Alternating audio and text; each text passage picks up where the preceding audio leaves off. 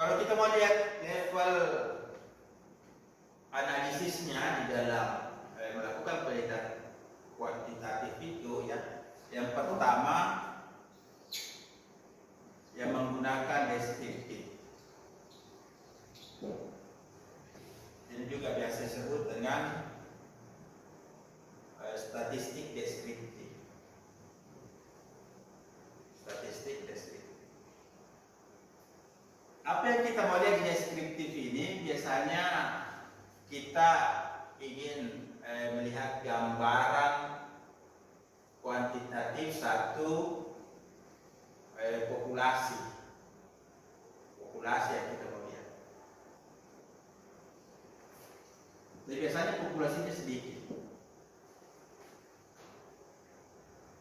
Nah, kemudian nanti akan kita cari di sini, misalnya rata-rata nilai tengah, modus.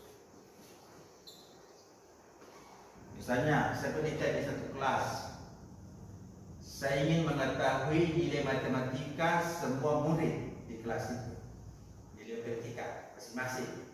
Ada yang dapat 7, ada yang dapat 8, ada yang dapat 9, ada yang dapat 5, ada 40 siswa. Nah, setelah itu saya nanti lihat siapa nilai terkecil dan siapa nilai terbesar. Oh, nilai terbesarnya 4, nilai tertingginya 9 atau 10. Kemudian kalau semuanya digabung, bagi 2 rata-ratanya berapa? Kemudian nilai mana yang paling sering muncul? Oh, ternyata yang paling ada di sini 25 siswa yang dapat nilai 7. Nah, itu misalnya saja dicari. Jadi ada rumusnya ini dan ada juga di aplikasi SPSS. Ini yang paling gampang. Tapi ini saya lihat di penelitian, baik D1, lebih-lebih S2 itu tidak pernah dilakukan. Kalau D1 ini dimasukkan dalam tabel presentasi, itu hanya untuk jembatan mengetahui hubungan dan pengaruh. Jadi tidak berhenti di sini. Jadi tidak ada skripsi hanya ingin mengetahui nilai apa yang paling banyak, rata-rata nilai mahasiswa, ya. Tidak ada.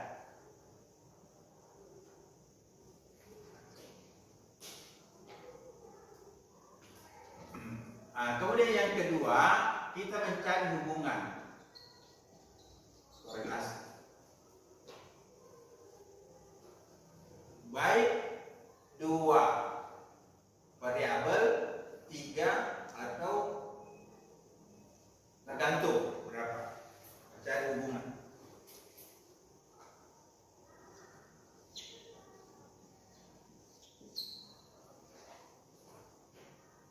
Ya. Ini mencari hubungan.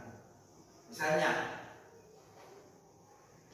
hubungan antara analisis hubungan tingkat penghasilan dan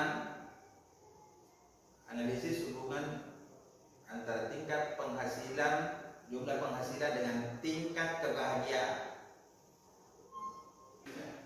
Nah, untuk mengukur ini itu dari ukuran 0 sampai 1. Kalau 1 ukurannya sempurna, kalau 0 itu tidak ada hubungan.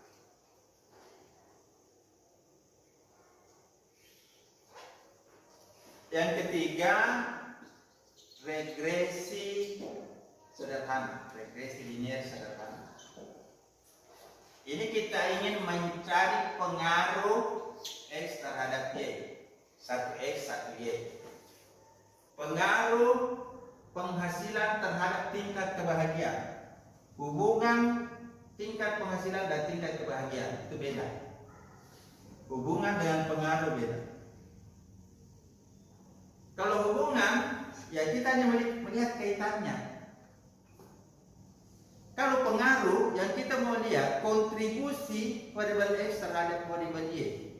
Kalau variabel X berubah 1 poin, berapa perubahannya terhadap variabel Y? Itu kalau kita pengaruh, ya. Kemudian yang ketiga, yang keempat, regresi berganda.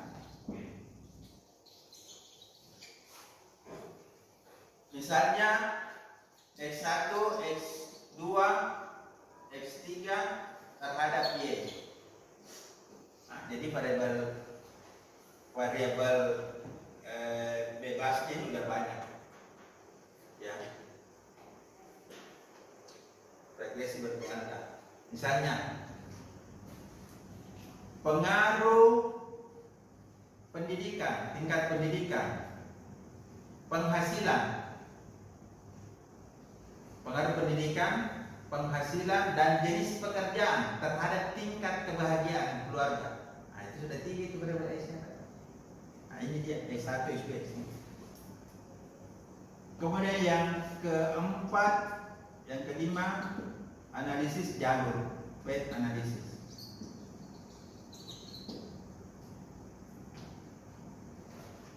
Ya.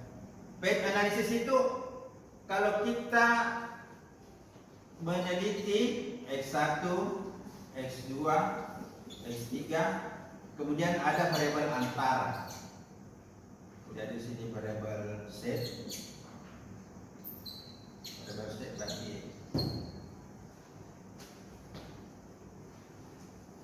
ya, ini path analysis. Atau X1, X2, X3 Y. Kemudian di sini ada variabel moderator.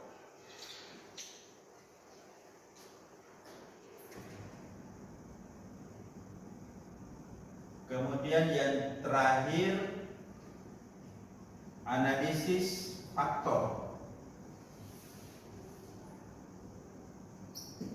Gunakan set. Gabungan antara analisis regresi dan analisis faktor. Ya, ini menggunakan set. Saudara sekalian, yang banyak dilakukan oleh S2, ya, oleh S2 yang banyak dilakukan itu ini, regresi berganda, dan sebagian ini analisis. Kalau S3 yang banyak dilakukan itu ini dan ini. Kalau S3. Kalau S1 ini, S1, S2, S3.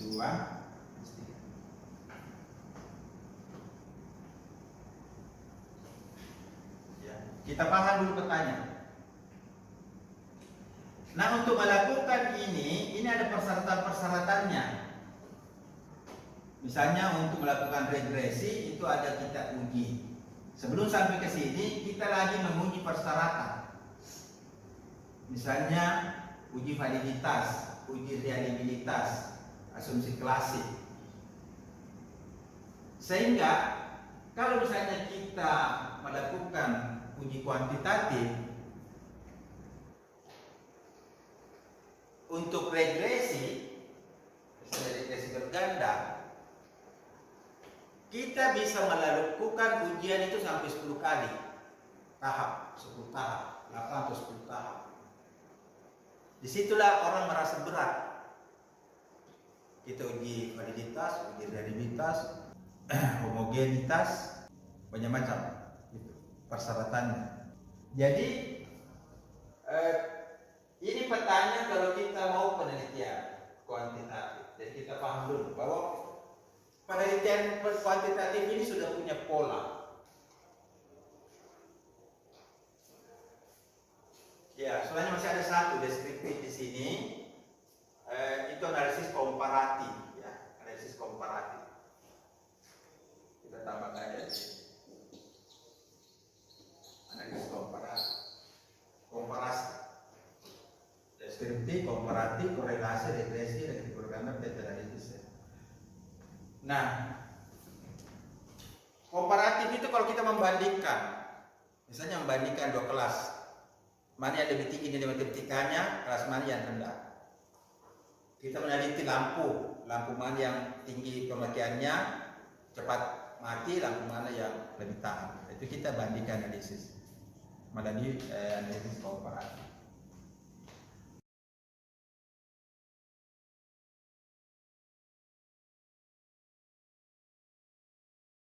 Channel